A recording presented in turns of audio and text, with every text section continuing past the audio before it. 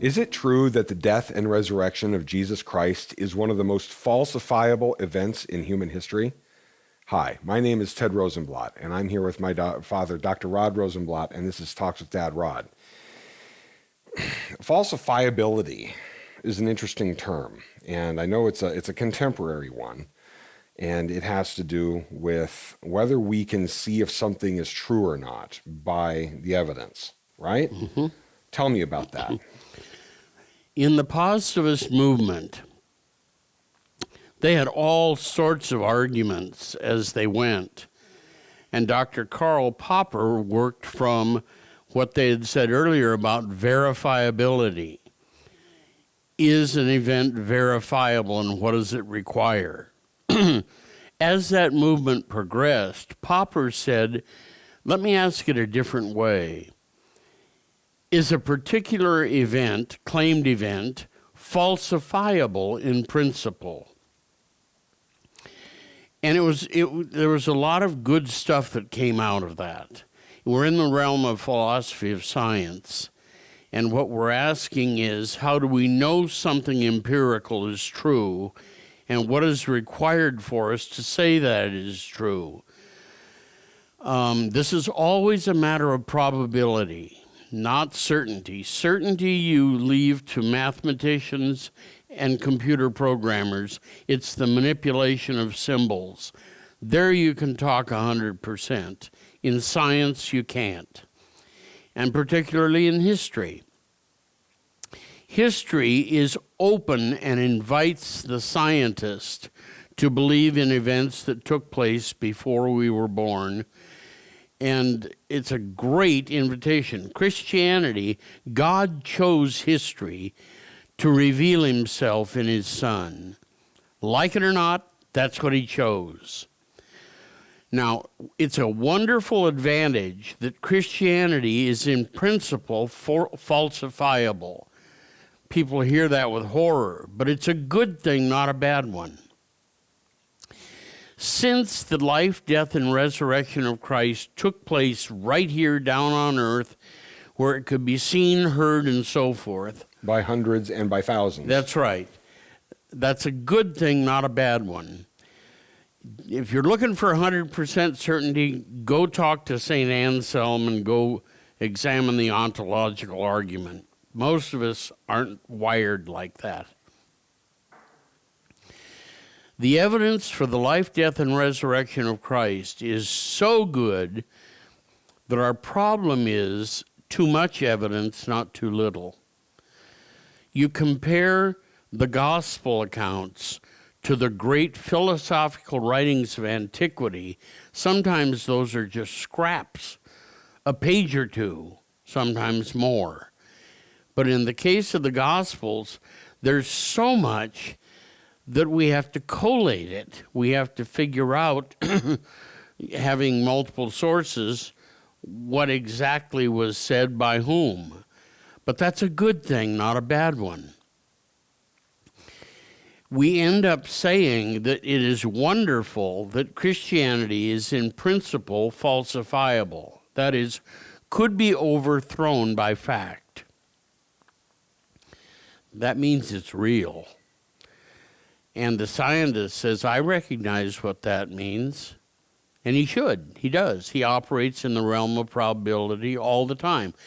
As in a law court, you're never going to get 100% anything, but you are going to get high probability as to who did what. People go to prison based on circumstantial evidence much of the time. That's right.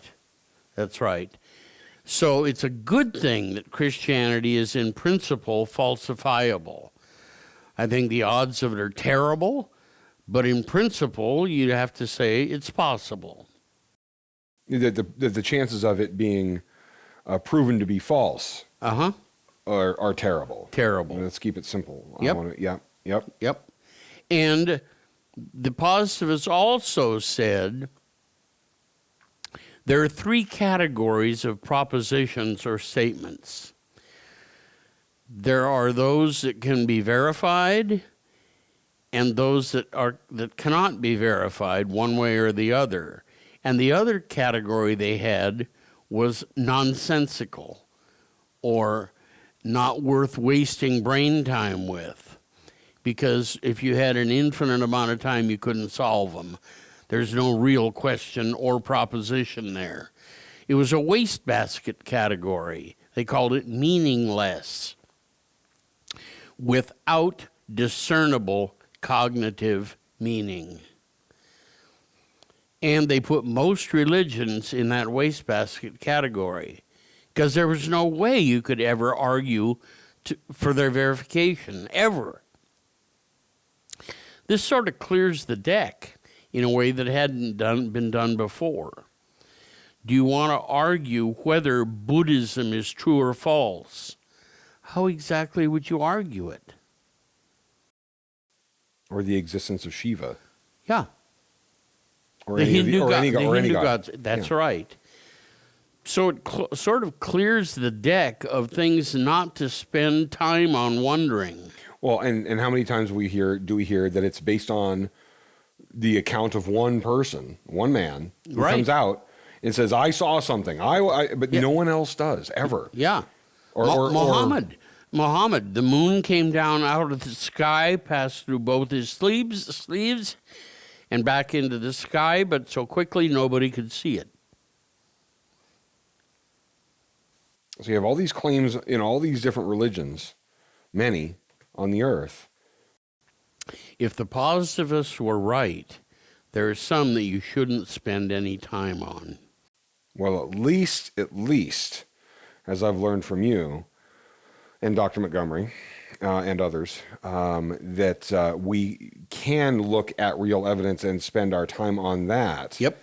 And at least delve into whether or not the evidence supports the case. Yeah. Using Dr. Montgomery's language, that the case for Christianity is true and sound and factual, as proven by historical evidence. Yep. That it would proven here means high probability. And that we don't have another religion that has the level of evidence behind it. Correct. As witnessed by many, many people over and over again. Public evidence. Public evidence. Yep.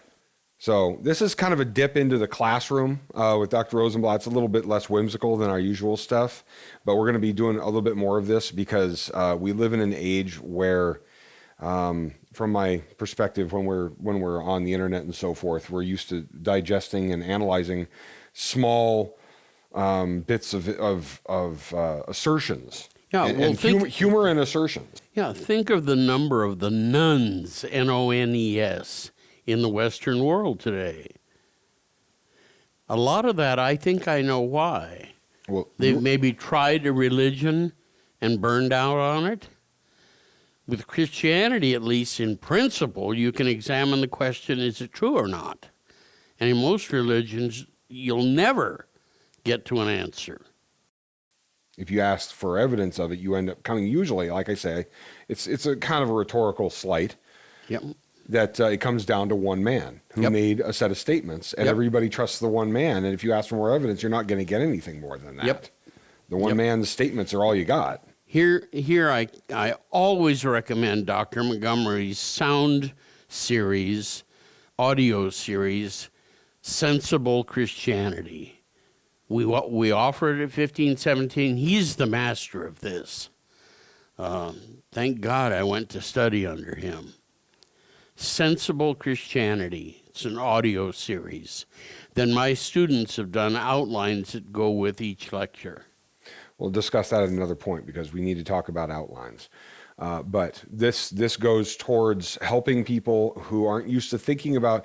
We're used to feeling our faith. We're used to feeling our way through our religions. We're used to feeling our way through all of this. And what we want to help do as part of what we do at 1517 is direct people towards thinking through their faith and thinking through the evidence and working through knowing in the same way that we know everything else on a day-to-day basis and why we take certain risks when we get up in the morning and drive to work and get on an airplane and do all these things. We make basic decisions based on certain facts and assumptions every day. And what we're trying to do is bring this, use that, the information about that we have available to us about Christianity to help people look at it in that informed and thoughtful way as well, not just a feeling way, not just, hitting the right chords on the keyboard and feeling a certain feeling out of that sort of thing, but actually looking at this in a more scientific and analytical way, because there is consolation and assurance to be had there. And we'll show you more as we go. And go to 1517.org for more, and we'll see you soon.